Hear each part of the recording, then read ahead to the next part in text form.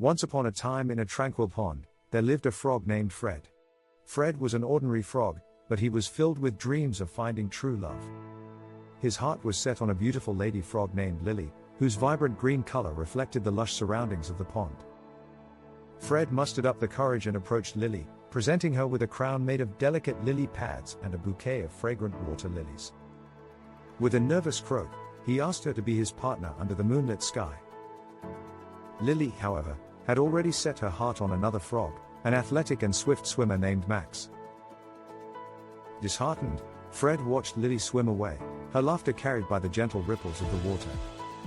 Fred felt the sting of rejection and was overwhelmed with sadness. Not knowing how to cope with his feelings, Fred decided to mimic the humans he often watched from the pond's edge. He saw them handling heartache with little bottles of spirits and thin sticks filled with smoke. One dusk, determined to drown his sorrows, Fred ventured beyond the pond and into the backyard of a nearby cottage.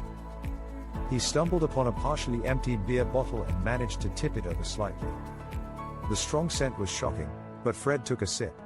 It tasted bitter yet oddly comforting to his broken heart. As the stars twinkled above, Fred's curiosity got the better of him again. Nearby lay a discarded cigarette butt, still smoldering. He picked it up with a puzzled look, instinctively inhaling just as he had seen the humans do.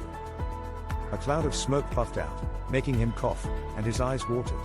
But somehow, Fred felt better. In that brief moment of rebellion, Fred smiled, realizing that though frogs weren't meant to mimic humans, perhaps this odd behavior was his own peculiar way of healing. That night, Fred sat by the pond, watching the reflections dance. He thought it strange how humans dealt with their emotions and decided there might be better ways for a frog to heal. As dawn arrived, Fred resolved to find new pursuits.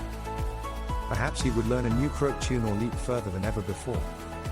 He understood now that it was not about becoming human but embracing who he was, Fred the Frog, ready once more to love and live in the pond he called home.